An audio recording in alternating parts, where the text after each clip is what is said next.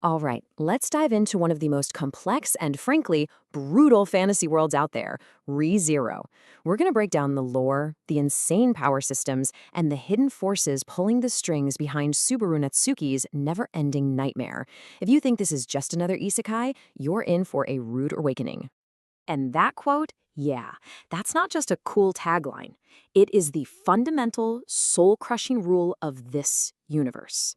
We're talking about a world where long-dead witches still shape destiny, where noble houses are at each other's throats for an empty throne, and where some thing is manipulating fate itself. So, let's set the stage. We land in the kingdom of Lugnica, and right away, things are a mess. There's this huge political drama happening, but trust me, what you see on the surface is just the tip of a very, very dark iceberg.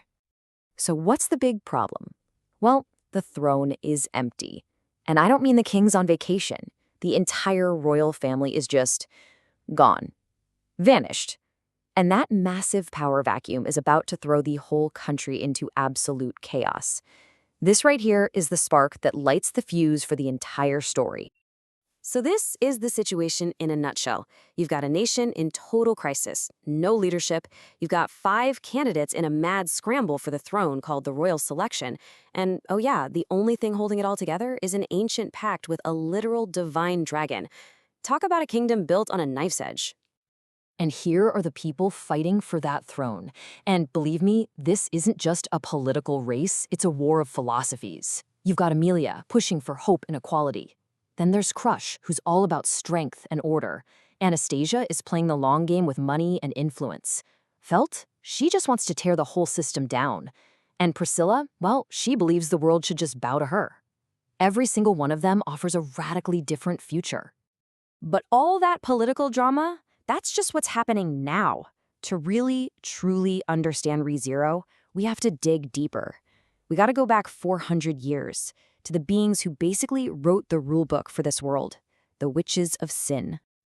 Now, when I say witches, don't picture old ladies with pointy hats. No, no. These 7 women were more like forces of nature. Each one was the living, breathing embodiment of a deadly sin. And their actions didn't just change history, they literally twisted the fabric of reality. And at the very top of that list is a name that makes the whole world shudder, Satella, the Witch of Envy. She is, without question, the most feared and powerful figure in history. She's the one who caused the great calamity that almost consumed the world.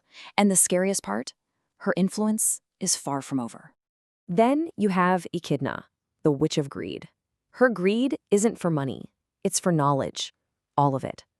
To her, the entire world, all the joy, all the suffering, is just one big experiment to collect data.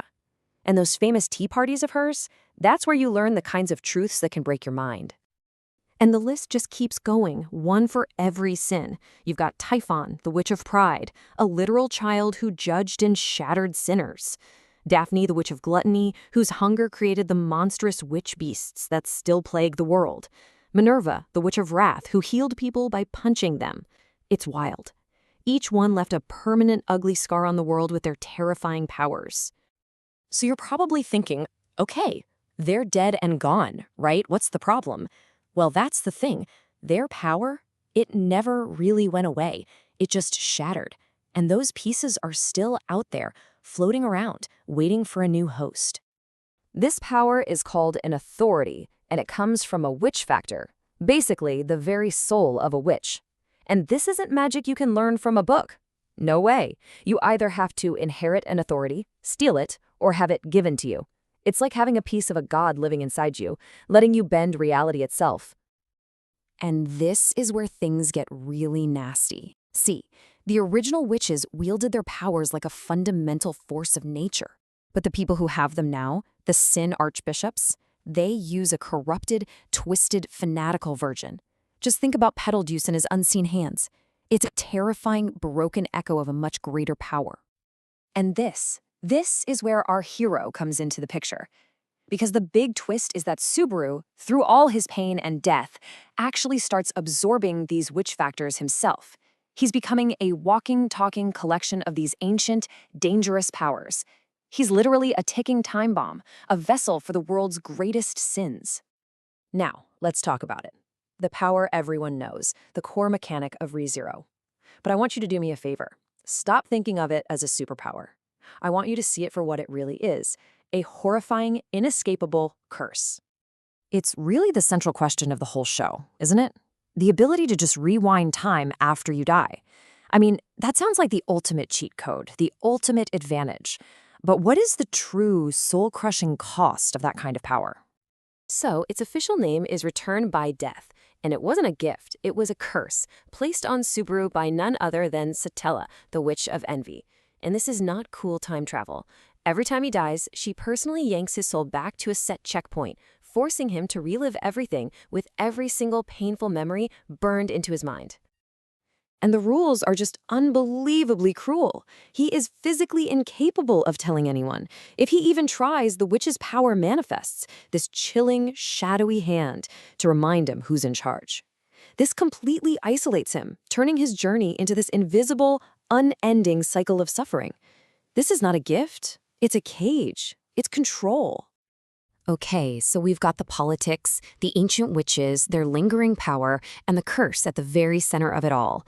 Now, let's put all the pieces together and see the true hidden structure of this world. When you zoom out, you realize ReZero's world isn't really run by kings or knights. It's all governed by this triangle of power. The witches are the foundation, the source of all the supernatural madness. The kingdom is just the stage where the political drama plays out. And connecting and manipulating it all is Satella's curse, an invisible hand using Subaru's suffering to force events down a specific path. It's all orchestrated. And that is why every single arc in ReZero feels so damn important. It's not just about Subaru surviving the next threat. It's about him and us, slowly uncovering how these deep, ancient forces are woven into the very fabric of his life and the fate of the entire kingdom. Every single death is another piece of the puzzle. And that's really the heart of it all. The world of ReZero is brutal, mysterious, and brilliantly constructed. And it's constantly asking one terrifying question. Can one person's will to hope, their refusal to give up, ever truly defy a fate that seems like it's already been written in stone?